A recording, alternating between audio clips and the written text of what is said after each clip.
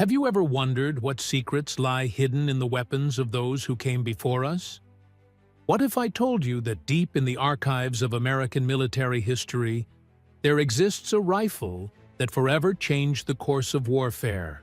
Not because of its power, but because of what was hidden inside it? Before you continue watching this video, please comment where you're from and subscribe to our channel. We need your help to continue sharing this secret content that has been buried for far too long. In the autumn of 1824, as frost began to paint the Appalachian Mountains in hues of amber and gold, a group of British military engineers made their way through the rugged terrain of what is now eastern Tennessee. They had been commissioned by the Crown to assess the military capabilities of the indigenous tribes, particularly the Cherokee Nation, whose relationship with the expanding American territories remained complex and often hostile. Leading this expedition was Colonel James Whitfield, a decorated veteran of the War of 1812, and a man whose reputation for thoroughness was matched only by his ambition to elevate his standing among the British military elite.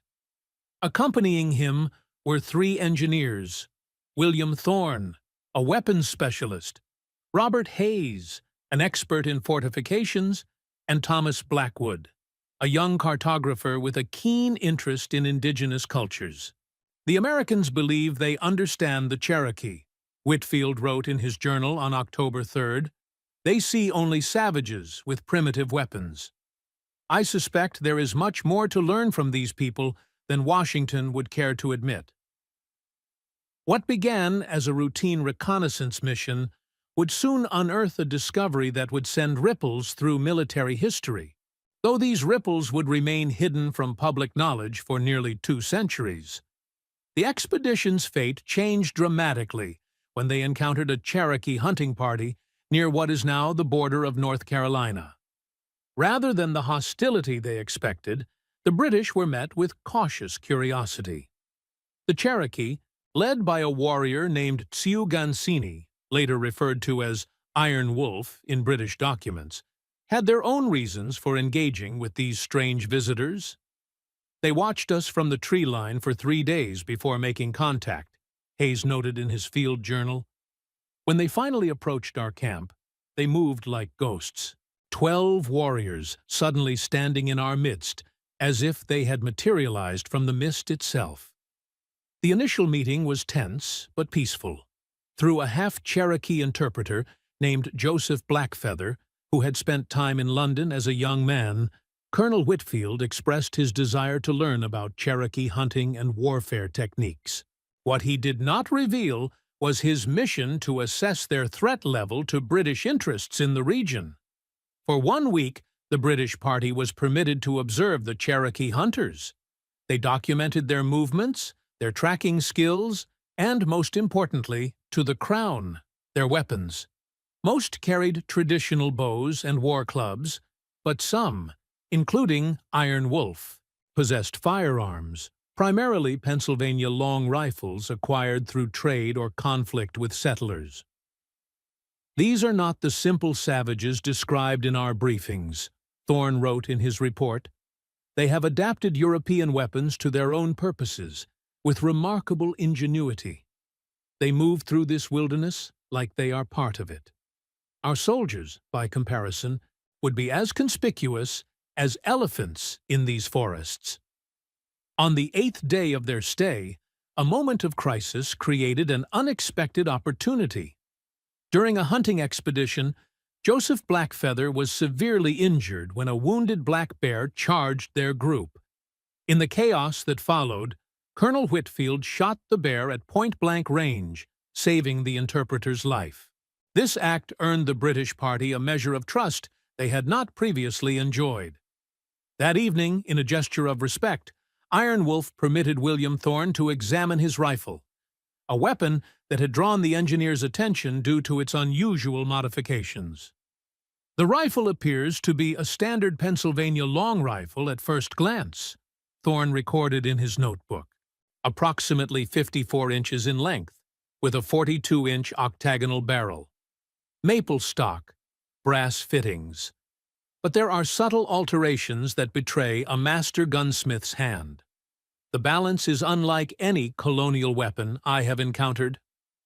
What happened next would change the course of weapon design for decades to come, though few would ever know the true origin of the innovation. As Thorn examined the rifle by firelight, his trained fingers detected an almost imperceptible seam in the stock. When questioned, Iron Wolf was initially reluctant to reveal its purpose. After a lengthy discussion with the tribal elders present, and perhaps influenced by the debt of honor created by Whitfield's actions, the Cherokee warrior demonstrated the rifle's secret.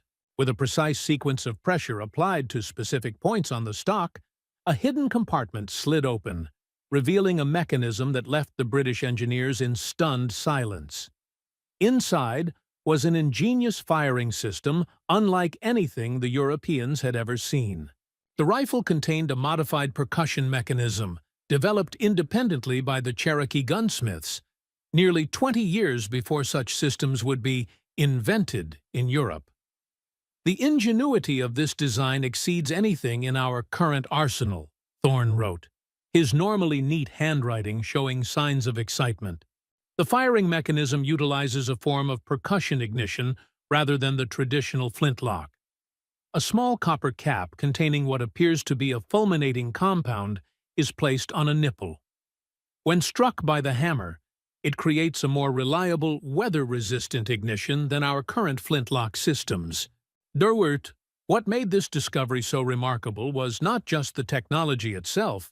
Versions of percussion caps would be developed independently in Europe in the 1820s.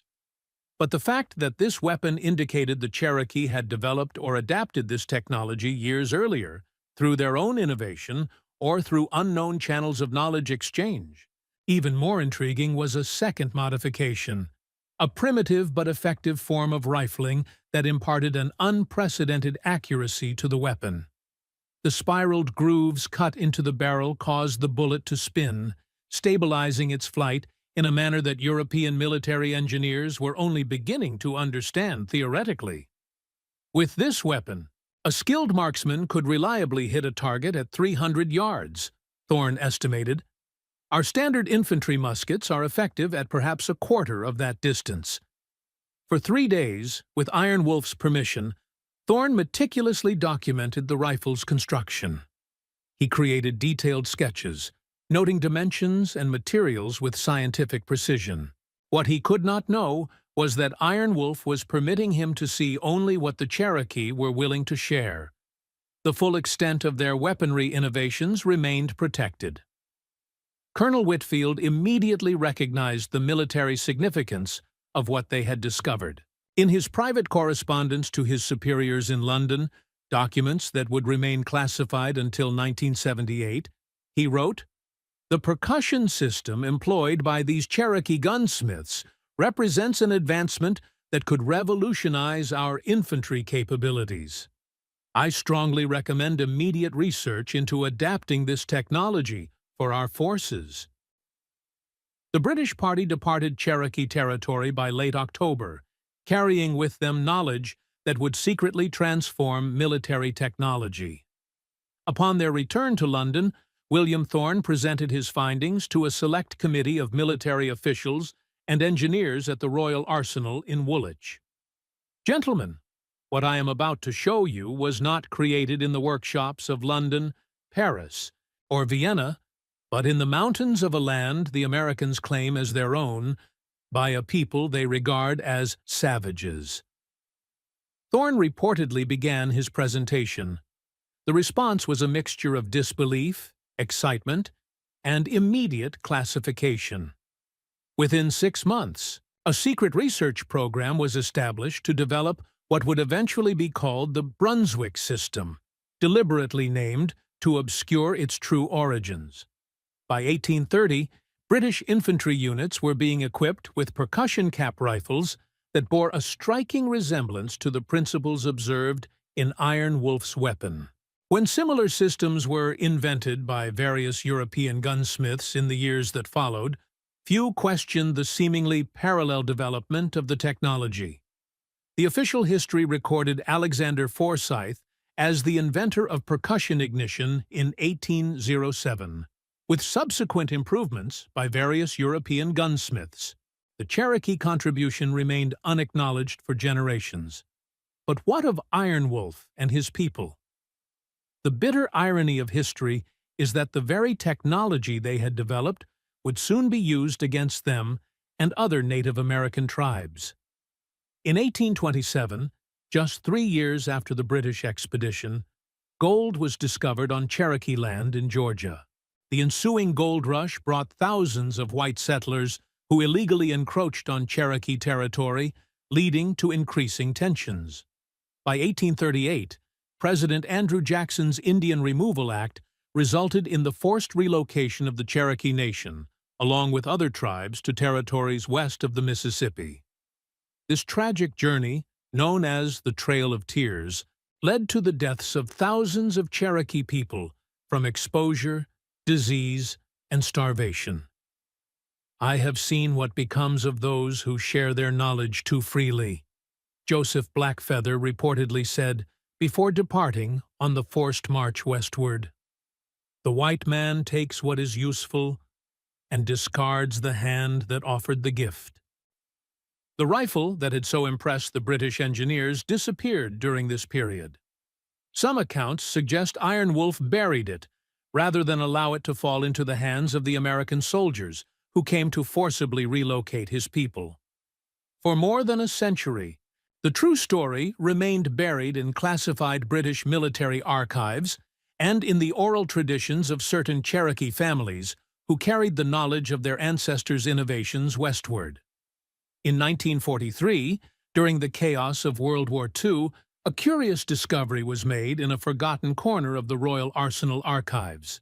A junior archivist named Margaret Whitfield, a distant relative of Colonel James Whitfield, uncovered her ancestors' journals and Thorne's original technical drawings while reorganizing materials that had been moved during the Blitz. "My hands trembled as I realized what I was looking at," she later wrote in her personal diary.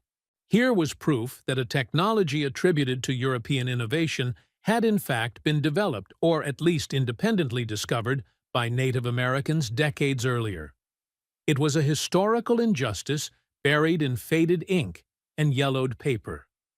Margaret attempted to bring this information to light, writing a detailed report to her superiors. The response was swift and severe.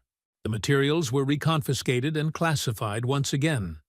Margaret was reassigned to a position cataloging mess hall requisitions for the remainder of the war.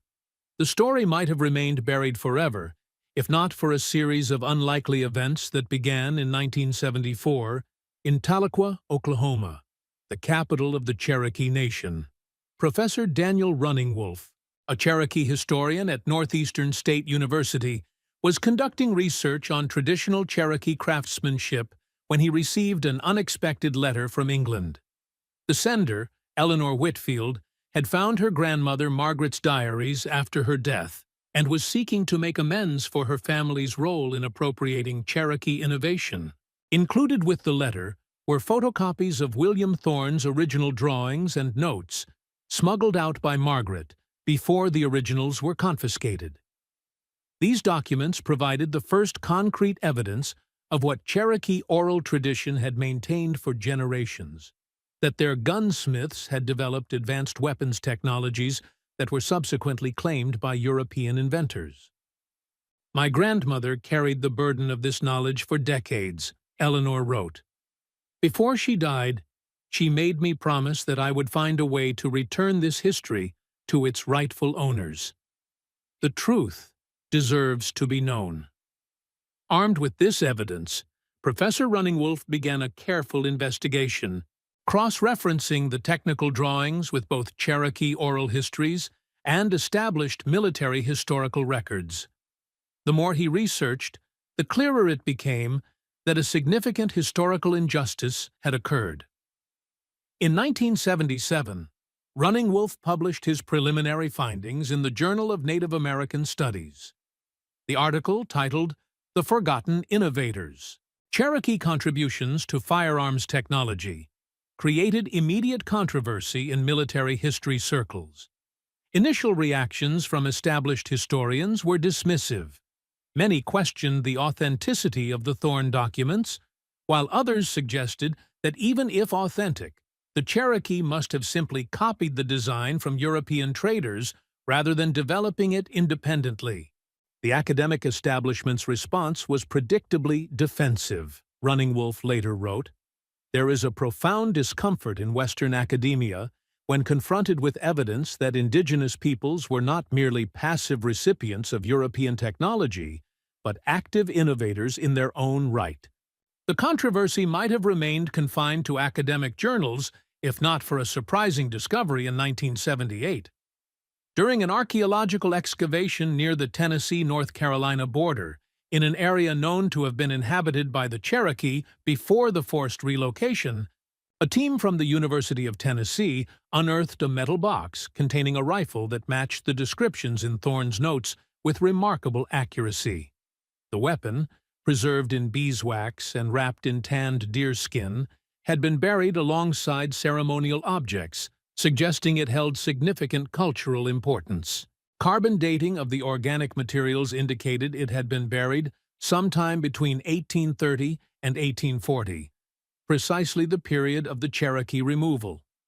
Initial examination confirmed what the Thorn documents had claimed.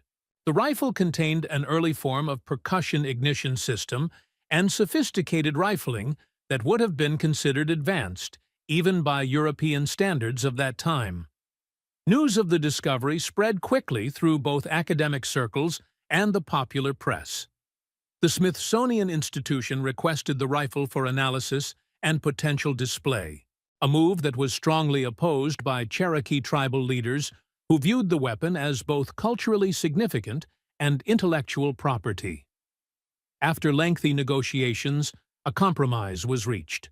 The rifle would be examined by a joint team of experts from the Smithsonian, military historians, and Cherokee representatives.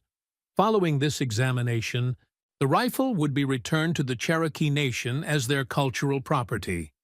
The examination, conducted over 3 weeks in the spring of 1979, confirmed the historical significance of the weapon.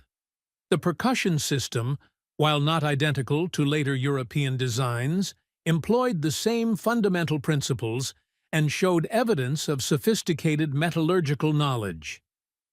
Dr. Richard Harrington, a firearms historian who participated in the examination, later wrote, "What we observed was not a copy of European technology, but a parallel innovation that in some respects exceeded what was being produced in European workshops of the same period. The rifling, in particular, demonstrates a sophisticated understanding of ballistics that challenges our assumptions about the flow of technical knowledge in the early 19th century." For the Cherokee Nation, the rifle represented both a point of pride and a painful reminder of how their innovations had been appropriated without acknowledgement. When the rifle was finally returned to the Cherokee National Museum in Tahlequah, a special exhibition was created to tell its story. "This is not just about a weapon," said Chief William Mankiller at the exhibition opening. "This is about recognizing that Native peoples were not mere observers in the technological development of America, but active participants and innovators whose contributions have been systematically erased from history." But the story of Iron Wolf's rifle was far from complete. As word of its discovery spread, it caught the attention of military historians around the world, including those with access to long-classified archives.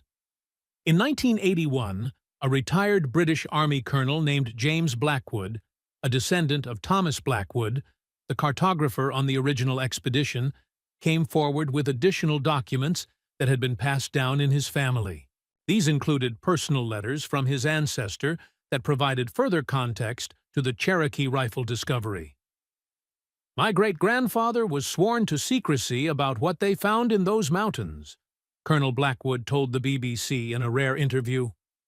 But he left these letters with instructions that the truth should eventually be told. He believed a great injustice had been done not only to the Cherokee, but to history itself.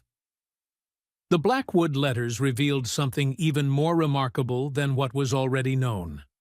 According to Thomas Blackwood's private correspondence, the percussion system was only one of several innovations observed during their time with the Cherokee. He mentioned observing demonstrations of fixed ammunition, an early form of the self-contained cartridge that would not become standard in European military weapons until decades later. "I have witnessed Iron Wolf load and fire his rifle 6 times in the span of 1 minute," Blackwood wrote in a letter dated November 1824. "This rate of fire exceeds our best infantry units by a factor of 3. The secret lies in a paper cartridge of his own design that contains powder, ball, and the percussion compound in a single unit. I fear what such technology would mean in the hands of our enemies, or indeed, in the hands of these people, should they ever unite against the American settlements."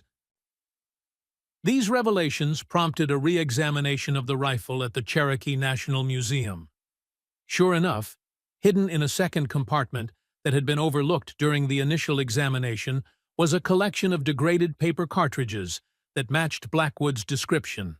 Analysis showed they were an early form of what would later be called combustible cartridges, a technology not officially developed until the 1840s, at least 20 years after Iron Wolf's demonstration to the British party.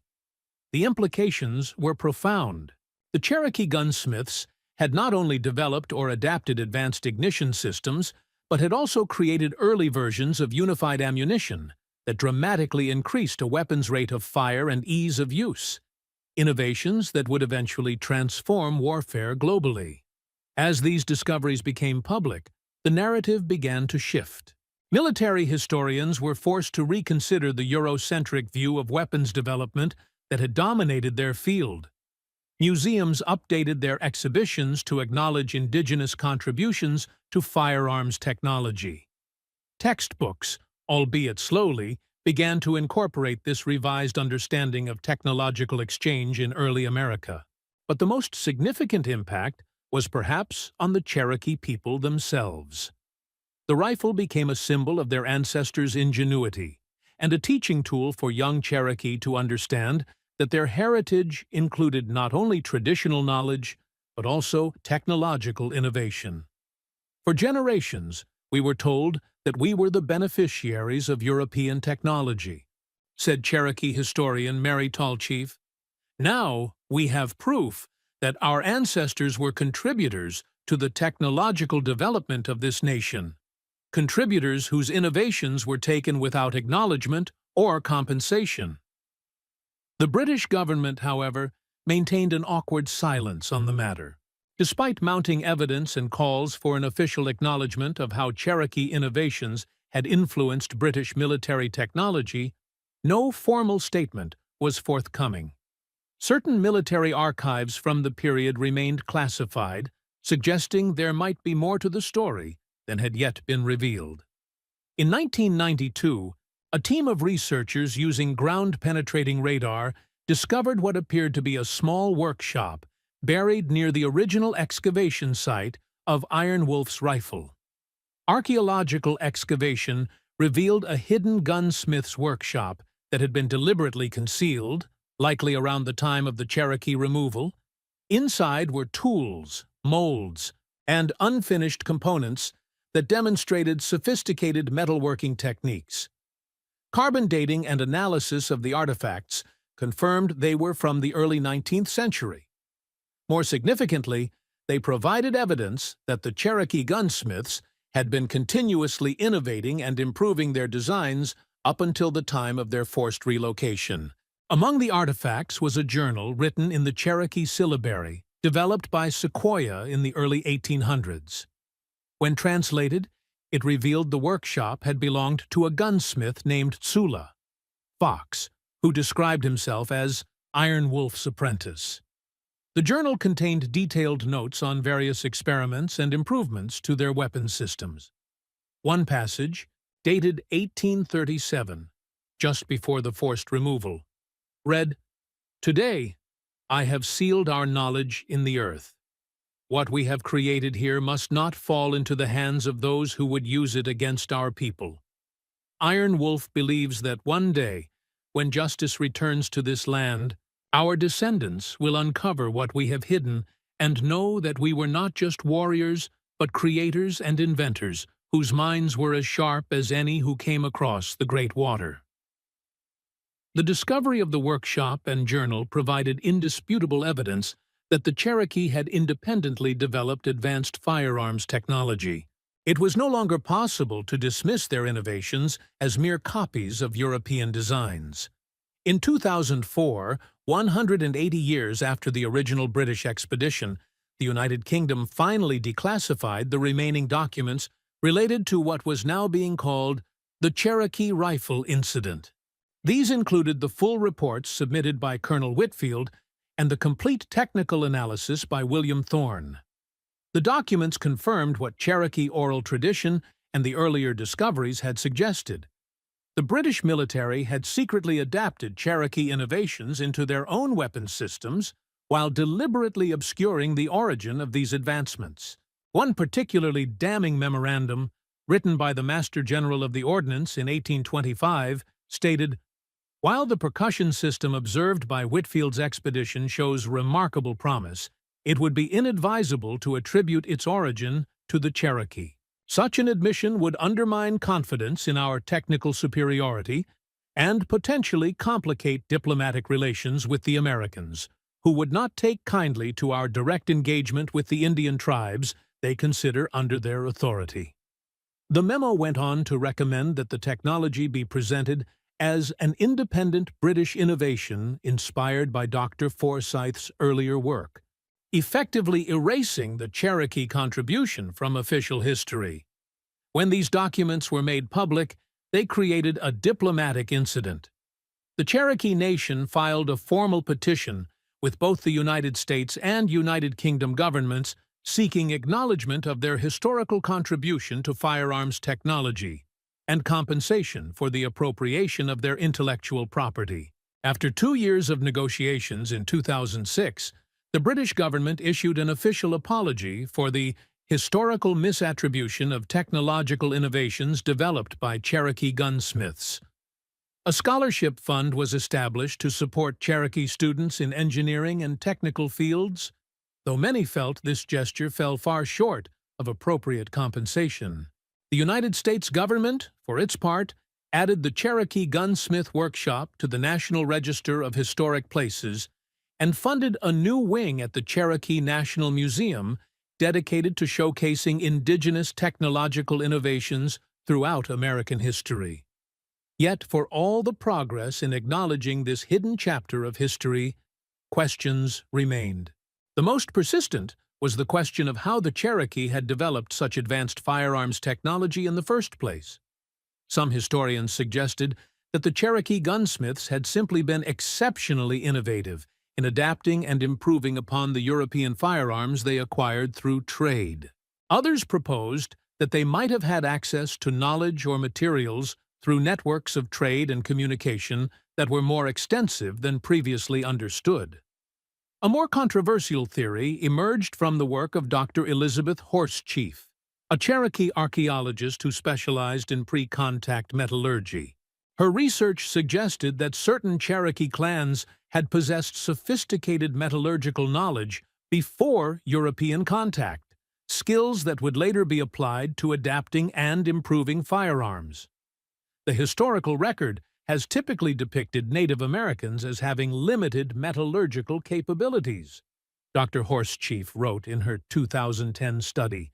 But archaeological evidence increasingly suggests that certain indigenous groups had developed sophisticated methods for working with copper and other metals long before European arrival.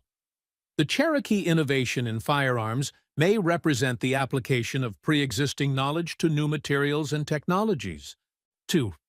This perspective challenged fundamental assumptions about technological development in pre-colonial America and suggested that the exchange of knowledge between Europeans and Native Americans was far more complex and multidirectional than conventional histories had acknowledged.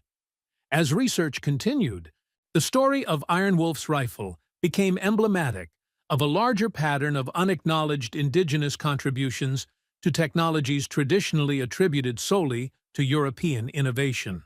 But perhaps the most disturbing aspect of the story emerged in 2012, when a researcher discovered references to experimental firearms used by American troops during the Cherokee removal.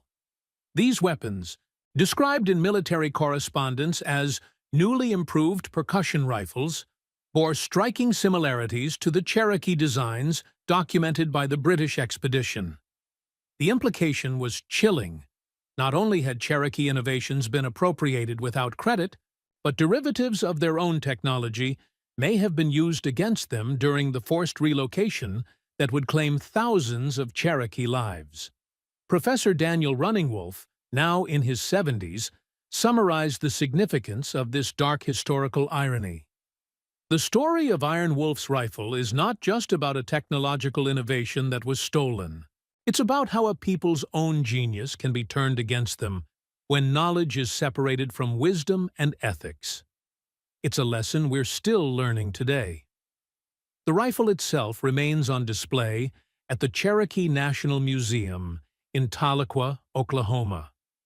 A plaque beside it reads, "This weapon represents both the innovative spirit of the Cherokee people and a historical injustice that remained buried for generations.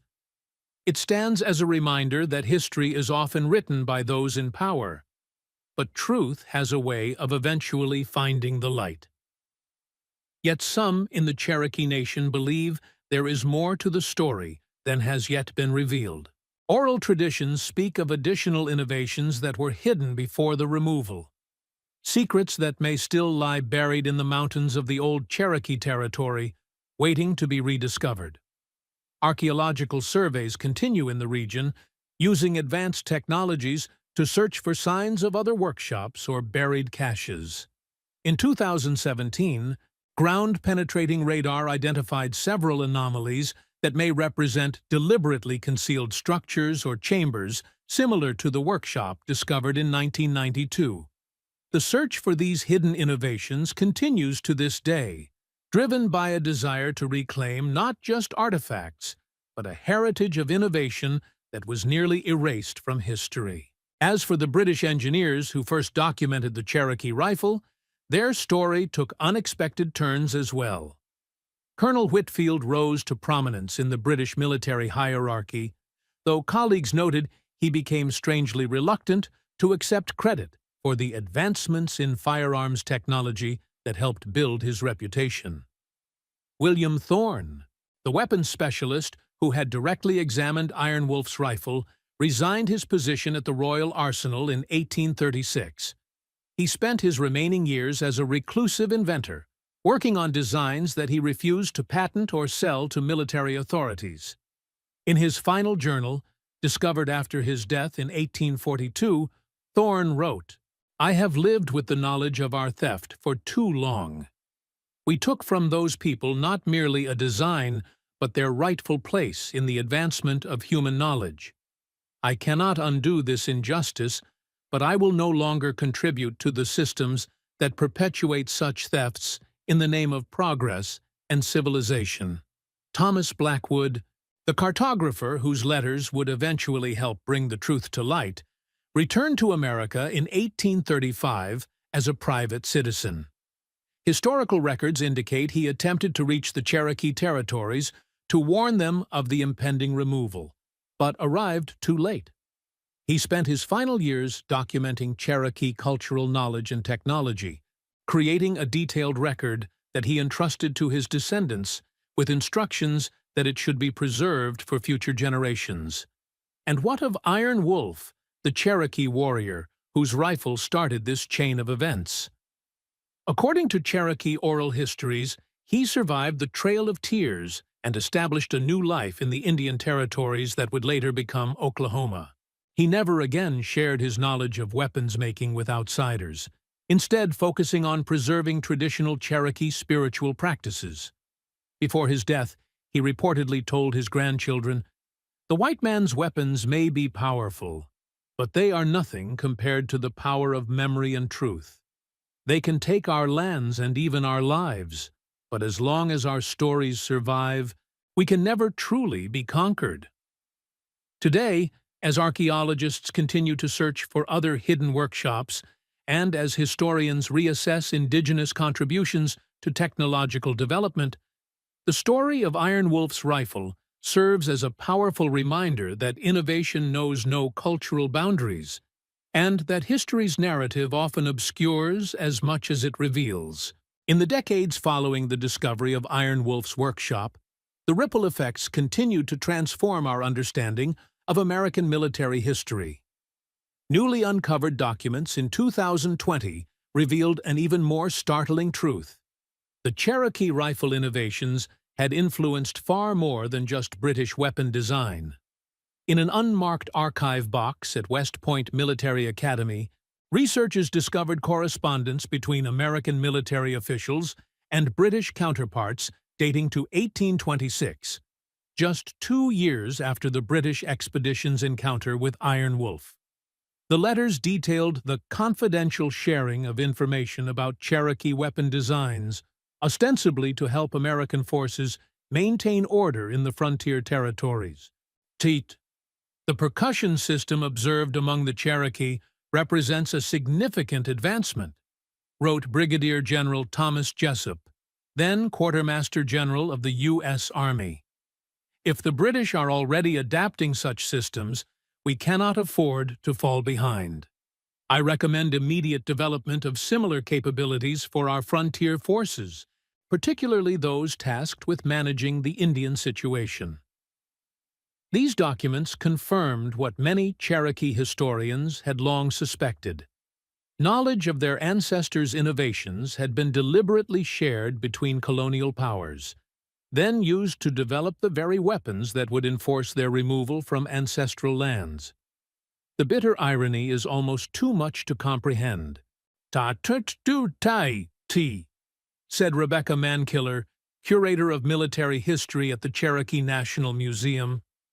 Our people created weapons of such ingenuity that the Europeans coveted them, only to have that same technology turned against us during the removal. It's a stark reminder of how innovation separated from ethical consideration can become a weapon against its creators. Further excavations near the Tennessee-North Carolina border in 2021 uncovered additional evidence of the Cherokee gunsmith's ingenuity. A second workshop, more elaborate than the first, revealed evidence of mass production techniques that predated similar methods in American and European armories by nearly 2 decades. What we're seeing here is nothing short of a small-scale industrial operation, said Dr. James Running Bear, the archaeologist leading the excavation. The Cherokee gunsmiths had developed standardized parts, assembly line processes, and quality control measures that wouldn't become common in European manufacturing until the mid-19th century. Among the most significant finds was a partial blueprint for what appeared to be a repeating rifle mechanism, a technology not officially developed until the 1850s. The design, etched onto a preserved piece of tanned deer hide, showed a rotating cylinder mechanism similar in principle to the revolver designs that would later make Samuel Colt famous. Carbon dating and material analysis placed the blueprint firmly in the early 1820s, suggesting that Cherokee gunsmiths were conceptualizing repeating firearms at least 25 years before they became widespread in American and European arsenals. We need to fundamentally reconsider the narrative of technological development in early America, said Professor Michael Eaglefeather of Harvard University. The evidence increasingly suggests that Native Americans weren't just recipients of European technology, but were active innovators whose ideas were appropriated, often without acknowledgement, into the broader stream of American industrial development. The U.S. Army's Advanced Weapons Research Division took particular interest in the discoveries. In a surprising move that acknowledged this historical debt, they launched the Iron Wolf Initiative in 2023, a program that actively recruited Native American engineers and weapons designers. For too long, we've operated under the false assumption that weapon innovation flowed in one direction, from Europe to America, from colonizers to indigenous peoples. Said General Sarah Martinez at the program's launch, "The Iron Wolf Initiative recognizes that some of the most revolutionary concepts in American military history came from those whose contributions have been systematically erased." Said, "The most profound revelations came in 2024, exactly 200 years after the original British expedition. A team of archaeologists using ground-penetrating radar and advanced metal detection technology discovered what appeared to be a large metal cache buried deep in a remote area of the Great Smoky Mountains. The excavation revealed a sealed cave containing dozens of rifles of Cherokee manufacture, each incorporating the advanced percussion system and many featuring additional innovations not documented in any previous discoveries. Among them were 3 prototype weapons that left weapons historians in stunned disbelief. The first was a fully functional repeating rifle with a 7-shot cylinder, predating Colt's revolving rifle designs by nearly 30 years. The second was a rifle with an early form of breech-loading mechanism that would not become common in military weapons until after the Civil War. The third, and most revolutionary, was a rifle with a primitive form of gas operation, a system that automatically recharged the weapon using the propellant gases, a principle that would not be successfully implemented in military firearms until the late 19th century. "These weapons are impossible," whispered Dr. Richard Harrington, now in his 80s, when shown photographs of the discoveries. "If they're authentic, and the dating evidence suggests they are, then we need to rewrite the entire history of firearms development." Situ. Authentication testing confirmed the weapons dated to between 1815 and 1830, placing them decades ahead of when such technologies were officially invented. More significantly, unique metallurgical markers in the metal components matched those found in the previously discovered Cherokee workshops, confirming their origin. The full implications of these discoveries continue to unfold today. Military historians are re-evaluating the entire timeline of firearms development. Engineering schools are incorporating case studies on Cherokee innovation into their curricula. Museums around the world are updating their exhibitions to acknowledge indigenous contributions to technologies previously attributed solely to European and American inventors. For the Cherokee Nation, these discoveries have become a source of both pride and ongoing calls for justice.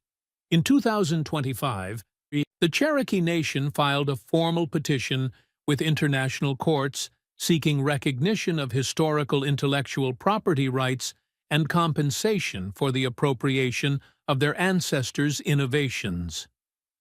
"This isn't just about acknowledgement or even compensation," explained Cherokee Nation Principal Chief David Walkingstick. "It's about correcting the historical record and ensuring that future generations understand that innovation and genius are not the exclusive domain of any one culture or civilization." As archaeological work continues in the ancestral Cherokee territories, many believe there may be more innovations yet to be discovered. Ground-penetrating radar has identified several additional anomalies that may represent buried caches or workshops. The search has expanded beyond firearms technology. Researchers are now investigating Cherokee innovations in metallurgy, agriculture, medicine, and architecture, areas where indigenous knowledge and innovation may have similarly influenced American development without acknowledgement. The story of Iron Wolf's rifle opened a door we can never again close, said Professor Daniel Running Wolf, now in his final years, but still passionate about uncovering this hidden history.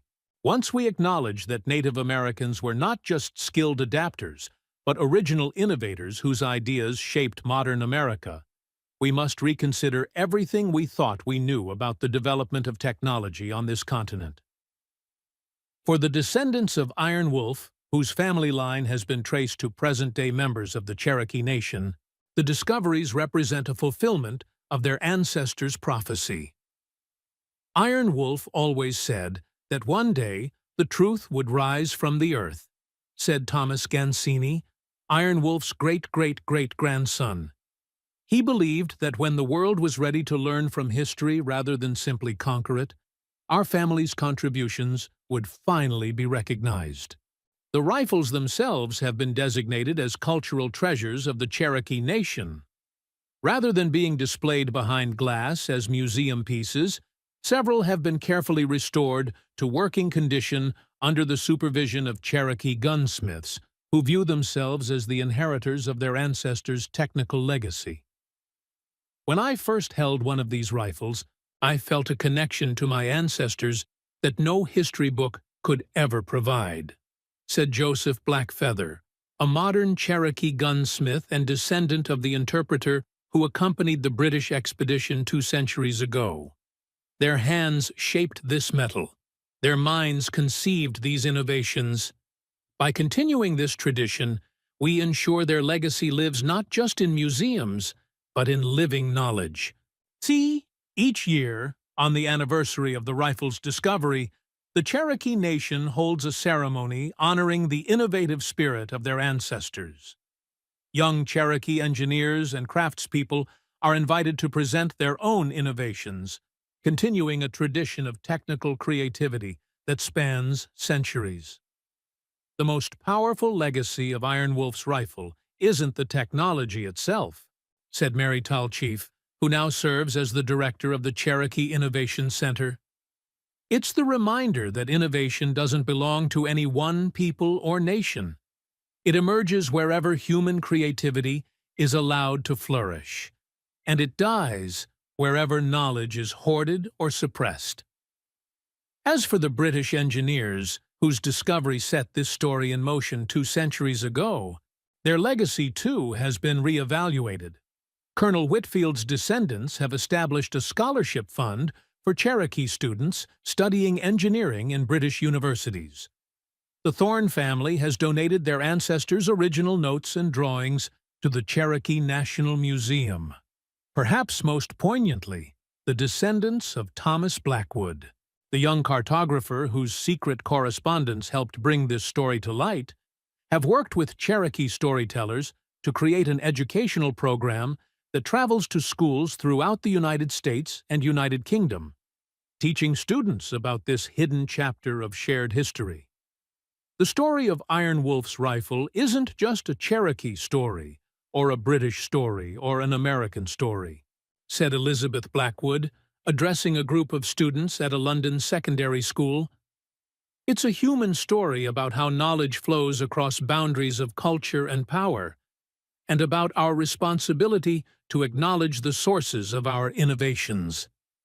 In the mountains of North Carolina, where this story began 2 centuries ago, archaeological work continues. Each season brings new discoveries that further illuminate the technical sophistication of Cherokee society before the forced removal. Each artifact recovered adds another piece to a picture that grows increasingly clear. The flow of knowledge and innovation in early America was far more complex and multidirectional than conventional history has acknowledged. The land where Iron Wolf once demonstrated his remarkable rifle to astonished British engineers is now part of the Qualla Boundary, the territory of the eastern band of Cherokee Indians who managed to remain in their ancestral homeland when most of their people were forced west. Here, a new generation of Cherokee innovators works to ensure that their ancestors' legacy of innovation continues. In a modern workshop not far from where Iron Wolf's hidden cache was discovered, young Cherokee engineers are applying the principles of their ancestors' designs to new technologies. Solar power systems inspired by Cherokee astronomical knowledge, sustainable architecture drawing on traditional building techniques, advanced materials based on Cherokee understanding of the natural properties of local resources. Innovation didn't begin with us, and it won't end with us, said Sarah Nighthawk, a Cherokee aerospace engineer who divides her time between NASA and the Cherokee Innovation Center. But we can ensure that the next chapter of this story acknowledges all who contributed to human progress, not just those who had the power to write the history books. And what of Iron Wolf's original rifle, the weapon that started this chain of events 2 centuries ago? It remains in the Cherokee National Museum, a testament to innovation, appropriation, and eventual recognition. Beside it stands a simple plaque with words attributed to Iron Wolf himself, passed down through generations of his family. A weapon is only as good as the heart that wields it. Knowledge is only as valuable as the wisdom that guides it. Remember that what we create today will shape the world our children inherit tomorrow. Choose wisely what you bring into this world, for once created, no one can predict where it will lead. Visitors to the museum often remark on how modern these words sound, a reminder that wisdom, like innovation, recognizes no boundaries of time or culture. As we continue to uncover hidden chapters of our shared history, perhaps the greatest lesson of Iron Wolf's rifle is that the true history of human progress has always been more diverse, more complex, and more collaborative than we have been taught to believe. As archaeologists continue their search for other hidden caches and workshops in the mountains of the old Cherokee territory, one question remains: what other innovations lie waiting to be rediscovered?